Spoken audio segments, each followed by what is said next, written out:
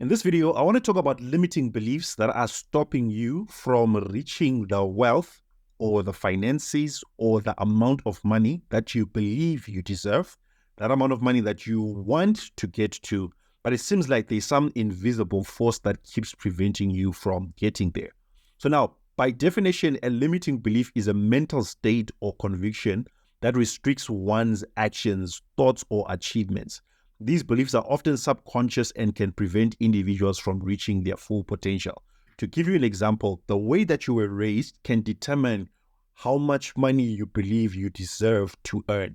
For example, myself, I grew up with very hardworking parents, and they worked so hard, but the amount of money that they were earning was not a true reflection of the amount of work that they were doing, which made me believe that in order for you to have money, you need to work extremely hard. My parents worked hard, but they were not earning crazy amounts of money. So in my head, it was imprinted that I must work so hard just to get so little money back. That's a mindset that I had to then recognize and then work on and change, because it was a limiting belief. Because eventually, when I started running a business that had potential to make $10,000 per month, clients were willing to pay me more, I found myself limiting myself to an income of about $2,000 per month. Why? Because subconsciously in my mind, something kept on telling me, you don't deserve this amount of money and you're not working hard enough, and this is the only amount that you deserve to have. So that's the mindset, or that's a limiting belief, and that's how it works. They act as mental barriers limiting what a person believes they can achieve or deserve. For example, if someone believes that they are not good enough to succeed in their career, this belief can hinder their efforts to advance regardless of their actual capabilities or opportunities available to them. So now I've been doing a series of videos specifically for website designers, but even if you're a business owner, this can definitely help you. And to give you examples of common limiting beliefs, especially about money, the first one is money is the root of all evil. Especially if you're someone who is religious, or maybe you're someone who's a Christian, you probably have heard this one before. This belief suggests that having or seeking money leads to immoral behavior and negative consequences. Funny enough, it's always people who don't have money who use this the most. It's a limiting belief, such that when you get money, you tell yourself it's the root of all evil, and then you rather give it away, or subconsciously you find a way to get rid of that money so that you can always go back to that state of being poor. Now, I'm going to go through these, and then I'm going to tell you how you can actually change them and work on them. Why is it important for us to talk about these things? Because unless you recognize them, they will always hinder you and pull you back and stop you from making the amounts of money that you really deserve. The second one is you don't deserve to be wealthy. Like, we tell ourselves that, like, I have to be deserving, I have to be a better person, I'm not the type of person who deserves this, right? Many people believe they are not worthy of financial success due to feelings of inadequacy or low self-esteem, especially if you grow up with parents who are hard on you, telling you you're stupid, you are dull, you don't know anything, you never amount up to anything.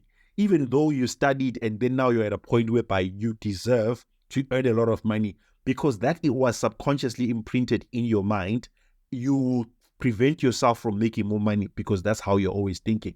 Next one is it's hard to make money. This is exactly me. I grew up believing that it's very hard to make money. This belief centers around the idea that earning money requires excessive struggle and effort, making it seem unattainable, right? The next one, rich people are greedy. Now, the funny thing is that it's always people without money who say this. But from personal experience, some of the people who give the most are the people with money. It's just that we sometimes, let me not say we. It's just that sometimes when you don't have money, you expect handouts. And when you don't get those handouts, you want to say that those people are greedy. But it's just a bad mindset that we need to change. The next one, I'll never be good with money. You're telling yourself this, I'll never be good with money based on your past experiences. But the good part about life is that you can change any one of your experiences, right? The next one, you have to work hard to make money, and we kind of spoke about that already. While effort is important, this belief can lead to burnout and overlook opportunities for smarter, more efficient ways to earn money. To give you an example of this, have you ever seen those people like who set up like the pipelines for water or maybe for internet Wi-Fi? When they're putting those Wi-Fi cables like in neighborhoods. Have you seen how hard those people work? Those guys, like they get there maybe at 7 a.m. and then they leave maybe at 5 p.m. and they spend the whole day digging with picks and shovels. Those guys work harder than everyone else, but they're some of the least paid people. Why? Because hard work does not equate to making more money. You have to make smart money. You have to find ways to make smart money, like I've been teaching the website designers to actually do, right? So another thing also is I'm going to put a link in the description of this video so that you can actually go through these limiting beliefs that I'm talking about here. You get access to this document. Some of them might be your limiting beliefs. Some of them you might need to add on a few here. But the whole idea is for you to understand what a limiting belief is and to figure out which one is yours, and then you start working on it to change it so that it can help you to make money, to deserve the money that you're working for, right? Money can't buy happiness. There is no rich person that has ever said this. It's always people without money that always say this. I like what one person said, like, I'd rather be crying in my Lamborghini, right? Because money can't answer every question, right? Money can't bring you happiness. I'd rather cry in a Lamborghini than be crying at a bus stop under the rain, right? So you think that being broke will bring you happiness. There's no one who's happy from being broke. Money can't buy happiness. We spoke about that. I'm not smart enough to be rich. The truth is that no one is smart enough when they are born to be rich, but then we can develop our minds, we can grow our minds, and we can become the people who are deserving of money. It's selfish to want a lot of money. This is another mindset of poor people. There's nothing selfish about wanting to take care of your family. There's nothing selfish about wanting to have good things. Another one, I can't make money doing what I love. This is partially true because you will not just make money running after what you love. There's some things that you have to do that you don't love doing, but they will bring you money. But eventually you can take that money and invest it into something that you love. And that's personally something that I have done in my life. The next two, saving money is impossible. That's not true. Even regardless of how bad the economy is, you actually can save some money. As long as you create an income stream for yourself that is bringing in money, it will give you an opportunity to save money. And then I'll always be in debt. You might be in debt right now, but you can change that. It's just a belief that this is my situation, this is where I will always will be, but that situation can change. So how exactly can you change these limiting beliefs? There are 4 things that you need to do in order for you to change all this. Remember what I said? Your limiting belief might be here, or you might need to add it on, but you need to first of all identify what that limiting belief is. You want to recognize and acknowledge the limiting beliefs that you hold. You will never make $10,000 per month if your mindset is subconsciously forcing you to reach to $2,000 per month only, right? You will always struggle to get to $10,000. Even that one month when you finally do, the next month you will come back to 2,000. Why? Because your mind is fighting you. You need to acknowledge what is this limiting belief that is forcing me back to 2,000. Once you identify it, you then challenge it. You question the validity of these beliefs and seek evidence to the contrary, right? For example, like I've been teaching website designers that, it's possible for you to charge $5,000 for a website. It's possible for you to charge $10,000 for a website. It's possible for you to charge over $30,000 for a website. Now, one of the ways that I had to deal with myself to actually believe this is that I came to this website, which is called awards.com.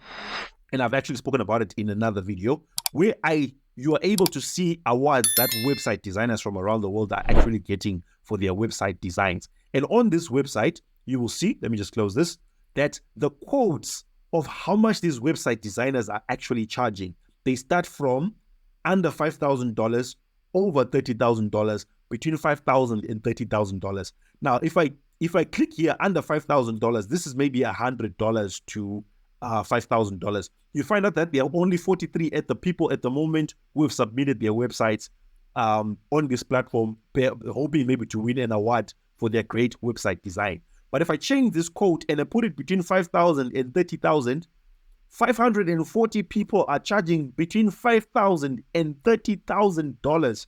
540 is a lot of people. And if I change this again and I put it to $30,000, there are over 290 people, 293 people at this very moment who are building websites that cost more than $30,000. $30,000 for one website. I mean, like, I can build a website in about in about, if it's a basic website, I can build it in a day. But for normal websites, maybe they're a bit of complication. It will take me about a week. Imagine doing a week's work and you get $30,000. So that's one way that you can actually deal with your limiting beliefs by first of all, questioning the validity of these beliefs, and then you seek evidence to the contrary. I've just shown you evidence as a website designer that there are people out there who are earning $30,000 for website design. So you can't be charging $100 for a website. You can't be charging $500 for a website. You need to be charging more, right? And then reframe. Reframe talks about replace the negative beliefs with positive, empowering ones. In other words, once you acknowledge that, okay, this is my limiting belief. For example, this one was mine. It's hard to make money. I replace every feeling, every thought about that it's hard to make money with a thought that it's very easy to make money. For me, my process of making money is I just need to create content. I just need to help more people. Whilst I'm helping people out there to build their businesses, they will hire me to build their websites for them, right? They will hire me to coach them. That's my simple process. And it's a very simple and easy process that I use. Why? Because I've reframed myself from thinking that it's hard work. I don't have to go and look for a job. I don't have to spend countless hours looking for clients. Clients come to me easily. Why? Because I've reframed my thinking, right? And then the next one is take action. You want to implement practical steps towards achieving financial goals, reinforcing new beliefs through action. For example, if your business is struggling in certain area, or maybe you're struggling with getting clients, you just simply need to learn a new skill of how to get clients. It can take you a week, it can take you a month to learn that skill. But once you have learned that skill, you'll be set for the rest of your life. So that's the only action that you need to take. But instead, what we normally tend to do is that we force ourselves to do the same actions that we know have not been working. And we keep doing them over and over again, working even harder, doing something that you know does not give you results. And then we do get results, but it's very little and it's not worth the effort. So these are 4 approaches that you need to take when you're dealing with your limiting beliefs. And then now, more specifically, for the website designers. Now, everything I was talking about was just in general about limiting beliefs and money. But specifically for the website designers who have been part of this challenge, some of the limiting beliefs that you might find yourself having are: no one wants to pay for a subscription website.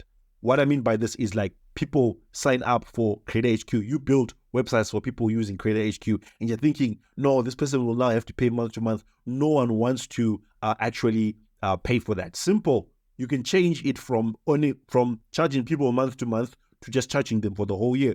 You calculate how much is it going to cost for the whole year, and then you put that amount down, plus how much you're going to charge them for building a website, and then people will pay for that, because people sometimes don't want to use subscription services paying every single month.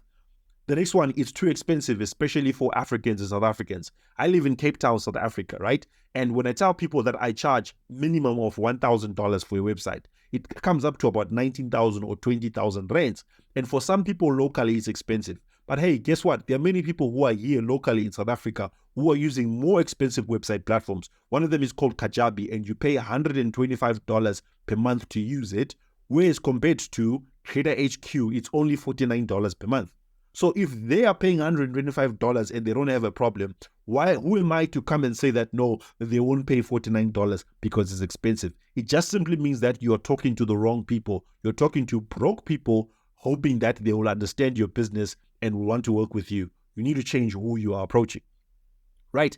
And then people don't want to pay extra for like stuff like email marketing. Like one of the things that's there on Creator HQ is that when people start wanting to do email marketing, they will need to also start paying for email marketing. But hey, like I just gave you an example, there are people who are paying for more expensive tools out there that do email marketing, right? So it's just an excuse that you're giving yourself. You can actually find people that need this stuff, right? You don't have to focus on talking to broke people. You just simply need to learn how to talk to people who have got money to pay. Another one is, I don't know how to do SEO.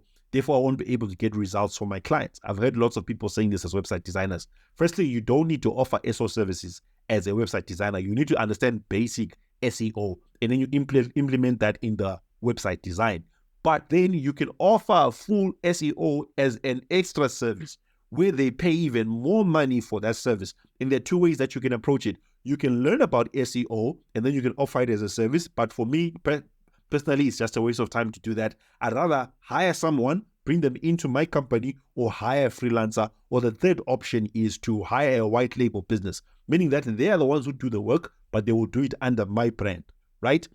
It's just an extra fee that my client is going to have to pay, but that's a service that I'm going to be offering to my clients, and it will bring more value to them. And guess what? As long as you are showing people out there that you are bringing value for them, they will be willing to pay more money, right?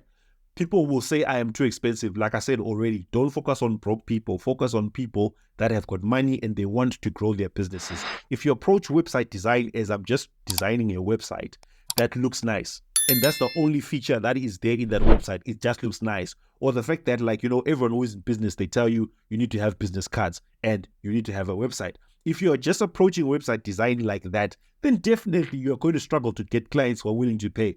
But if you're focused on creating value for clients, they will be willing to pay. Just to give you like a brief example, like this is like the store or the back end of one of my clients. I helped them to build a website. I was just asking him, okay, well, what do you do? And then he told me. Then I asked him, okay, how come you don't have a website that is helping you to grow their business? And they didn't see the value in a website. And then I encouraged them. I said, no, I can help you to sell one of your products online, right? And then if I just come here to show that this is actually real, if I change this from 7 days and I put this, let's say all time, you notice that, now it's changed. You'll notice that I built their website and launched it on the 30th of June. And the day I'm recording this is the 10th of July. So that's what, 11 days or 10 days. They have generated over 7,010 rands, right? In rands, that's obviously not crazy money. That's not $7,000. That's just in rands. I'm not sure how much it is in dollars. And then that's 21 orders, right? So we were just doing a test. And then within 10 days, we managed to get 21 people to pay for his small product. It's an ebook that he's selling for 350 rands, something like that. And then this is the amount of money that he has managed to make in 10 days. We're estimating that by the end of the month, he'll probably be on 20,000, 19, 20, 21,000 rand somewhere there. Now, he now sees the value of my platform. He now sees the value of the website, right? Why? Because it's bringing in money for him. Now, if I calculate it in rands, how much it costs to use the platform, which is Creator HQ, it costs about 800 rands per month. We are estimating that he's going to reach 21,000 rands by the end of the month. So do you think he will struggle to pay 800 rands when he's getting back 21,000 rands? The answer is no. So what I'm trying to show you is that when you present value to people, they will be willing to pay you money because you are bringing more value than they're actually paying. So if you show people that, no, the websites that I'm designing for them, they bring more value than they're actually paying, people will always pay you any amount of money that you want. And so don't worry about those people who say it's too expensive. Think about iPhone, right? When iPhone 15 or iPhone 16 comes out, people don't go to the iPhone store and complain and say your prices are too high, reduce them. People who have money go and buy iPhone. The ones who don't have money, they go and buy something else like Samsung, Huawei, or some other cheaper model. There are people who will buy because they can afford it and they want that service. If you position yourself as a premium service that can help people to get the results that they really, really want, definitely people are going to be buying from you and they're not going to be complaining about anything. So focus on solving bigger problems for people, and you will never have a problem with people paying you the amounts of money that you actually want. And that's the main difference between people who sell $100 websites and those who sell $15,000, $30,000 websites. I hope this was helpful. If you've got any questions, if you've got any comments, just let me know in the comment section below and I'll do my best to answer them. Otherwise, thank you for watching. I'll see you in the next video.